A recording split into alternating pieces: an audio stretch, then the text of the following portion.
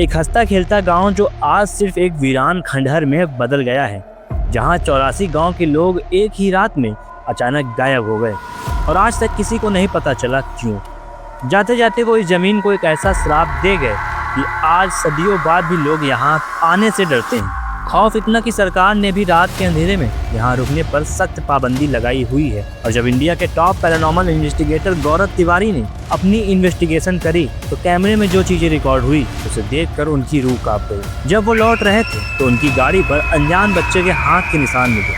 आखिर उस रात कुलधरा में ऐसा क्या हुआ? एक ऐसा गाँव जो हर तरह से अमीर और परफेक्ट था, आखिर एक ही रात में वो श्रापित खंडहर कैसे बन गया? 13वीं सेंचुरी में एक विलेज था कुलधरा, जो राजस्थान के जैसलमेर से 17 किलोमीटर दूर है। कुलधरा थार डेजर्ट से जुड़ा हुआ गांव है और इसकी जमीन पर खेती करना पॉसिबल नहीं है। पर आप सोच रहे होंगे, इस बंजर जमीन पर जहां खेती करना मुमकिन नहीं था, वहां इतना बड़ा गांव कैसे बस गया? दरअसल दोस्तों, आपको हैरानी होगी कि उस वक्त जो लोग यहां रहने आए थे, उनका खेती करने का तरीका उस समय के हिसाब से बहुत ही एडवांस था और उन्होंने इस बंजर जमीन पर भी खेती करने का तरीका निकाल लिया था।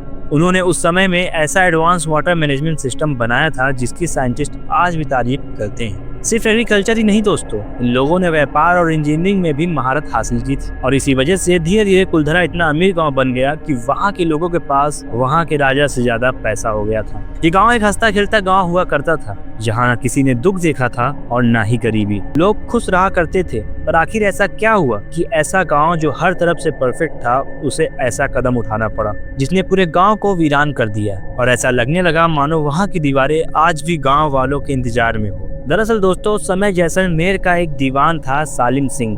दीवान को कुछ ऐसा समझो कि पूरा जैसलमेर उसके अंदर में था और वो जो चाहे वो कर सकता था। एक दिन जब सालिम सिंह अपने लोगों के साथ कुलधरा के दौरे पर निकला, वहाँ उसकी नजर एक बहुत ही खूबसूरत लड़की पर पड़ती, जिसकी सुंदरता देखकर सालिम सिंह पागल सा हो गया था। सालिम सिंह उससे शादी करने के लिए कोई भी हद पार करने को तैयार था। पर वो लड़की कोई आम लड़की नहीं थी, बल्कि गांव के मुखिया की लड़की थी। सालिम सिंह गांव के मुखिया के पास जाकर शादी की बात करता है, पर इस रिश्ते को लेकर गांव के मुखिया राजी नहीं थे। सालिम सिंह को ना सुनने की आदत नहीं थी।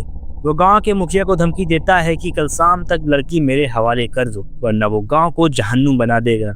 इस बात को लेकर मुखिया बहुत परेशान हो जाते हैं। सोचिए दोस्तों, अगर वहां का राजा ही आपकी बेटी से शादी करना चाहे तो इससे खुशी की बात क्या होगी। वहां के लोग सालिम सिंह को जालिम सिंह के नाम से बुलाते थे, क्योंकि उसके जुर्म की कहानी इतनी मशहूर थी कि इसके बारे में अंग्रेजों ने गैजेट ऑफ द जैसलमेर में भी मेंशन किया है। सालिम सिंह ने टैक्स से उस समय में 2 करोड़ रुपए बना लिए थे।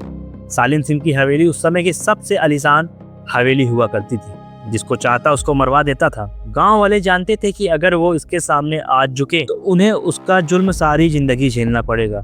आज गांव के मुखिया की बेटी है तो कल किसी और की भी हो सकती है। सालिम सिंह का इन्फ्लुएंस इतना ज्यादा था कि वहां के राजा रावल मुलराज भी उसका कुछ नहीं कर सकते थे। ऐसा इसलिए कि वहां के राजा को उनकी गद्दी सालिम सिंह की वजह से ही मिली थी। अब गांव वालों के पास कोई दूसरा रास्ता नहीं था। अपना मान सम्मान, अपनी इज्जत और अपना सुकून बचाने के लिए एक बहुत ही कठिन फैसला लिया और एक ही रात में पूरे के पूरे 84 गांव के लोग वहां से चले गए और जाते हुए उन्होंने गांव को श्राप भी दिया कि आज के बाद इस गांव में कोई भी नहीं आ पाएगा। उसके बाद से कई बार उस गांव में लोगों ने बसने की कोशिश की, पर उनके साथ अजीबोगरीब घटनाएं होने लगी। वहां के लोकल से कहना है कि पूर्णिमा की रात ऐसा लगता है गांव फिर से आबाद हो गया है। लोगों की बात करने की आवाजें आती हैं कि वो इस गांव को छोड़ देंगे। पूर्णिमा की रात गांव वालों ने इस गांव को छोड़ दिया और तब से ये गांव वीरान पड़ा हुआ है। कटे हुए धड़ चलते हुए दिखाई देते हैं, पायल की आवाज आती है, मंदिर की घंटियां बजती हैं, आटा चलने वाली चक्कियां चलती हैं, खाना बनाने की महक आती है। ऐसा लगता है मानो पूरा गांव फिर से आके बस गया हो। इसी बात को कंफर्म करने के लिए इंडिया के मशहूर पैरानॉर्मल एक्सपर्ट गौरव तिवारी कई बार इन्वेस्टिगेशन के लिए कुलधरा गए और उन्होंने जो पाया उससे किसी भी इंसान की रूह कांप सकती है। इन्वेस्टिगेशन के दौरान उन्होंने अचानक टेम्परेचर में एक अजीब सी चीजें नोटिस की। एक ही जगह पर एक ही हिस्सा बिल्कुल नॉर्मल था और दूसरा बर्फ की तरह ठंडा। उनके मीटर्स लगातार अनएक्सप्लेन्ड इलेक्ट्रोमैग्नेटिक फील्ड डिटेक्ट कर रहे थे। एक वक्त पर टीम के एक मेंबर की सांसें तब अटक गई जब उसने महसूस किया कि किसी साए ने उसके कंधे को छुआ और कैमरे में छोटे छोटे लाइट के गोले रिकॉर्ड हुए। मुझे अभी थोड़ी देर पहले एहसास हुआ कि कोई मेरे आसपास मुझे छू कर गया है। गौरव ने अपने स्पेशल इक्विपमेंट के जरिए उन ताकतों से बात करने की कोशिश की और सबसे हैरानी की बात ये थी कि उन्हें सच में जवाब मिलने लगा। कोई है हमारे साथ यहाँ पे? क्या आप हमसे बात करना चाहते हैं? सूरज, क्या आपका नाम सूरज है? पर पूरे इन्वेस्टिगेशन का सबसे खौफनाक पल तब आया जब टीम सुबह वापस लौटने के लिए अपनी गाड़ियों के पास पहुंची और उन्होंने देखा कि वहां गाड़ी के ऊपर एक छोटे बच्चे के हाथ के निशान थे। और ऐसी एक गाड़ी पर नहीं बल्कि जितनी गाड़ियां वहां थीं सब के ऊपर ऐसे ही निशान थे। आखिर वो निशान वहां आया कैसे, जबकि गौरव के टीम के अलावा वहां कोई भी नहीं था। जब उन्हें अपना होने का एहसास दिलाना चाहता था। गौरव तिवारी का अपना आखिरी कंक्लूजन में यही कहना था कि कुलधरा की उस बंजर मिट्टी में आज भी एक ऐसी ताकत का फेरा है जो इंसानी समाज से बहुत परे है। एक ऐसी ताकत जो कभी नहीं चाहती कि उस गांव को वापस आबाद किया जाए। पर सोचने वाली बात ये है कि क्या एक लड़की के लिए पूरे 84 गाँव के लोगों ने अपना सब कुछ छोड़ दिया? ये सुनने में अजीब लगता है और इसका कोई हिस्टोरिकल रिकॉर्ड नहीं है जो इस बात को कंफर्म करता है। तो फिर आखिर क्या रीजन हो सकता है? 2017 में मोहनलाल सुखाड़िया यूनिवर्सिटी के जियोलॉजिकल एक्सपर्ट ने एक रिसर्च जर्नल पब्लिश किया जिसने इस रहस्य को एक नया मोड़ दिया। उनकी डीप स्टडी के मुताबिक कुलधरा एक एक्टिव टेक्टोनिक फॉल्ट लाइन के ठीक ऊपर बसा हुआ है। आज भी कुलधरा के खंडरों में जिस लेवल की मैसिव डिस्ट्रक्शन दिखती है उसे देखकर एक्सपर्ट ने ये कंक्लूजन निकाला कि किसी भयंकर अर्थक्वेक ने उस गांव को खत्म कर दिया होगा। पर इस साइंटिफिक थ्योरी में एक बहुत बड़ा झोल है। जिस दौर में कुलधरा रातों रात खाली हुआ उस समय के हिस्ट्री रिकॉर्ड में किसी भी बड़े अर्थक्वेक का कोई जिक्र ही नहीं था। और जरा खुद सोचिए, अगर इतना भयंकर भूकंप आया होता तो सिर्फ कुलधरा ही क्यों तबाह होता?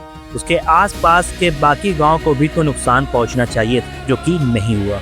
तो अगर भूत नहीं और भूकंप नहीं तो आखिर सच क्या है? हिस्टोरियंस एक तीसरी और सबसे लॉजिकल वजह मेंशन करती है पानी की कीमत। सदियों तक जिस एडवांस अंडरग्राउंड वाटर सिस्टम ने कुलधरा को अमीर बनाया था, लगातार पड़ने वाले सूखने की वजह से वो पूरी तरह सूख चुका था। जमीन बंजर हो चुकी थी, एक तरफ सूखी जमीन और दूसरी तरफ दीवान सालिम सिंह की लगातार बढ़ते टैक्स के बोझ। बिना पानी और बिना अनाज के उन 84 गांव के लोगों के पास अपनी जान बचाने के लिए अपना घर बार छोड़ने के अलावा और कोई रास्ता बचा ही नहीं था। सच चाहे जो भी हो, कुलधरा आज भी एक खौफनाक सच बनकर वहीं खड़ा है। अगर आपको कभी वहां रात बिताने का मौका मिले तो क्या आप जाएंगे? कमेंट्स में जरूर बताइए। वीडियो को लाइक कीजिए और चैनल को सब्सक्राइब करें क्योंकि अगली मिस्ट्री इससे भी ज्यादा गहरी होने वाली है।